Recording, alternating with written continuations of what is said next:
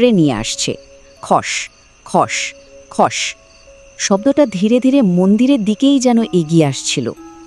অনিক তো চমকে উঠে সঙ্গে সঙ্গে বাইরে বেরিয়ে এলো, কিন্তু আশ্চর্য, ঘন কুয়াশায় ঢাকা মন্দিরের চাতালে কেউ কোথাও নেই, সব আগের মতোই শান্ত নিস্তব্ধ।